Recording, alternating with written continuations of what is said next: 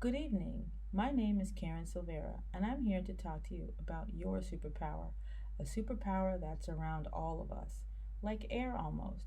In the age of superheroes, education is our superpower. It's a superpower because of its ability to level the playing field. It's a superpower because of its ability to render discrimination against people whom we as human beings have othered impotent. Those people would be people of color, people of a different sexual orientation, people who are of a different religion. However, not all people are allowed those same educational opportunities. Everyone in the United States is not allowed to access their superpower.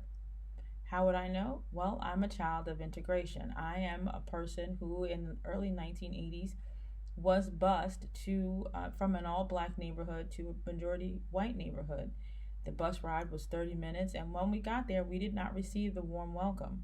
We were treated as outsiders, as people who were intruding upon a sacred space. When I had my own children and they went to school, I was astounded to find that much of the same situation still remained in public education. Years later, I became aware that the tendency toward bias and discrimination in public schools had not changed, and I wanted more for my children, and I realized that I had to do it myself. However, all children of color are not so lucky. Some parents do not have the economic ability or the educational ability to educate their children independently of the public school system. And as a result, those educational delays that they suffer become cumulative and the children never catch up. So, what is a parent to do? What are we to do as a society when we can't educate our own children? My answer, therefore, the thesis of this persuasive speech this evening is that people of color who find themselves in poor educational circumstances should consider homeschooling their children. Homeschooling of children of color prevents ethnic based uneven educational outcome, creates educational self esteem, and helps parents devise a curriculum based on the needs of that child. First, let's begin with understanding the systemic educational imbalance that people of color have been subjected to in the United States. African Americans, when they were brought over here as slaves, were not allowed legally to read and write. Any slave found with literature or knowing how to write or read was subject to death. Those laws governing African American education did not change until the end of the Civil War. So when we're talking about bias in the educational system, we have to understand that we're not talking about past history, we're talking about current history. Because in 1954, Brown versus the Board of Education deemed that the segregation of public schools in the United States was illegal. But that decision was based on the previous decision of Plessy versus Ferguson, which found that separate but equal schools for African Americans and other ethnicities in the United States were legal. Then we have to also understand that Ruby Bridges was a little girl and she desegregated a white elementary school in Louisiana. Ruby Bridges was born in 1954 and she's still alive and she's 65 years old. So when we're discussing the bias in education in the United States, we're not talking about ancient history. We're talking about a history that is current, a history that is still living, a history that is still fluid, and a history that is still evolving. Further, it would be foolish for one to think that all of the systems that were used to oppress and alienate African Americans and people of color from obtaining a quality education, it would be foolish for us to presume that those biases in education did not still exist. All of that leads me to my next point in advocating for people of color to homeschool their children. Homeschool provides an environment for children to obtain and achieve educational self-esteem. What is educational self-esteem? Well, I'm glad that you asked. Educational self-esteem is a child's ability to learn openly, advocate freely in a positively socialized environment, which creates a bond to the educational process. An environment where children are not free to learn, when they're assumed to be lower and, in other words, stupid, the teacher's expectations inadvertently determine the trajectory of that child. And unfortunately, far too often, African American children, other children of color, and poor children are taught that they're nothing, are traumatized in an educational setting, and don't want to learn, can't learn. Psychology teaches us that a traumatized brain has difficulty learning. And if that trauma occurs in the classroom because your teacher does not understand the culture from which you come, what is the student to do? The brain shuts down and it moves to survival mode, and that child will refuse to learn.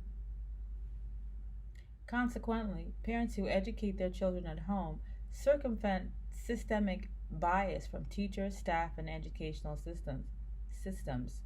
According to the National Center for Education and Statistics, in 2005, 85% of the teachers in American schools were white women, alone making up 84% of the teaching force. Oftentimes, teachers who are not aligned with educational attainment of all children can either overtly or covertly participate in systems of damaging children of color. Now, I'm certainly not saying that all white teachers are bad, and I'm certainly not saying that all white people are bad, because that would be a falsehood. What I'm saying is that, unfortunately, some people inadvertently participate in systems that prohibit children of color from growth. Now that we have discussed the history of educational bias in America and educational self-esteem, now it's time to move on to discuss the creating a curriculum. You know, it is nothing better than to see a child learn based on the educational expectations of the parent.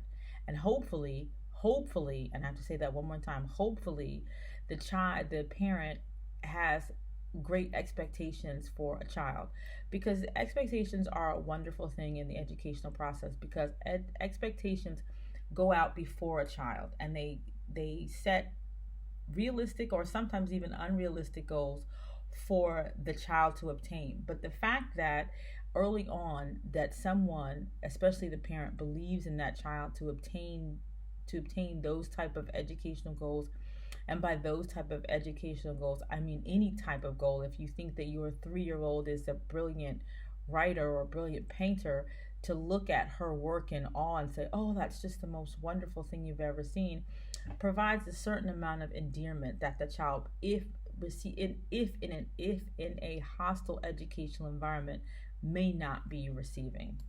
Now that we have discussed the history of educational bias in America and educational self-esteem, now it's time to move on to discuss the creating a curriculum. You know, it is nothing better than to see a child learn based on the educational expectations of the parent.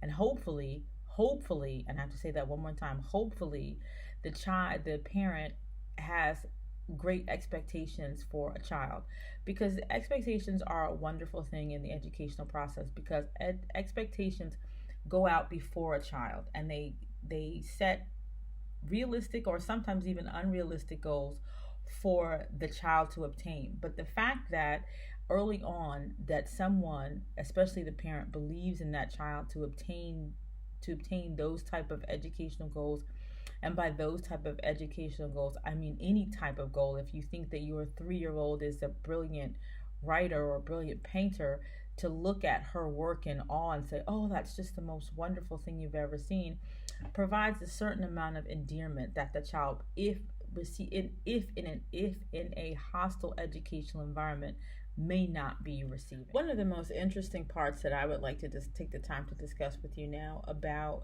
curriculum development comes from one of my favorite authors, Paulo Freire. Please forgive me if I'm mispronouncing the name. And he wrote one of his most famous books called Pedagogy of the Oppressed. In that book, he discusses at length, I believe it's chapter 2, systems of education, and he refers to them as the deposit system and the banking system. And the banking system is, these types of systems are usually what you see in public schools when children are educated, in which children are looked upon as receptacles for deposits. The teacher gives them information and it is deposited in their brain, and they're judged for success based on how well they compute that deposit, how well they give it back. Whereas in another system where he talks about how there is no real teacher, but there's an interaction between the two people in order for them to get to an educational goal. And I think that's important when you talk about devising an educational system for your personal child. Every parent knows what, or hopefully every parent knows what their child is capable of, and hopefully your expectations exceed their reality, because they'll always rise to meet them. You are, the parent is their first teacher, and if the first teacher believes insurmountably in their child, then that will translate into a realistic idea of what he or she can do. And that enthusiasm about learning and that enthusiasm about life will translate into your real world situations. You'll have children for whom the delays are not cumulative. For if there is an educational problem, if they're encountering problems with dealing with something at home, in the comfort of their home, in the privacy of their home, they can take the time and go over the information as much or as little as they need to. It's all up to that child and that parent. And I think that's what a lot of African American parents are interested in by leaving the school system, because they understand that at some particular point their children is going to have to be reintegrated into society. But it's one thing to be reintegrated into society where your first teachers or your first lessons at 3 or 4 or 5 or 6 years old didn't think that you would know anything.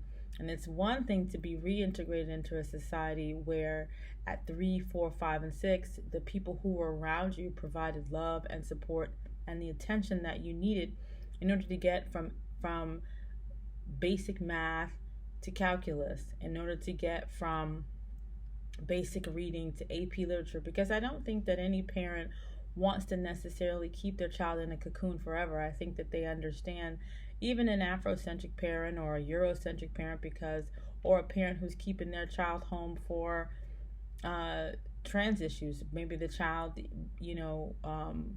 feels in their soul that they are to be another gender, but perhaps they don't feel welcomed at school. So, in an environment at home, you can take the time to learn about yourself. You can take the time to learn the limits of yourself.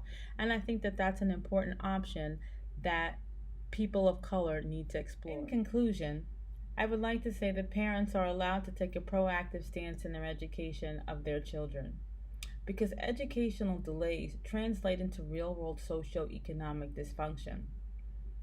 To summarize the main points, due to the systematic bias in educational systems in the United States of America, parents of color should really consider homeschooling their children.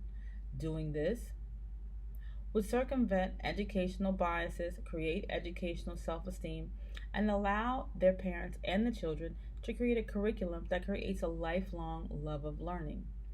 It's important for us to know that in the information age, education is vital to success. The current administration is determined to undermine decades of educational advancement. Betsy DeVos. People of color have to use all means, including but not limited to homeschool, to provide a positive education for their children. I want to impress upon you that empowered parents empower children to change themselves and the world. Education is the vehicle for that environment. I would like to thank you, and I would like to wish you the best and good night.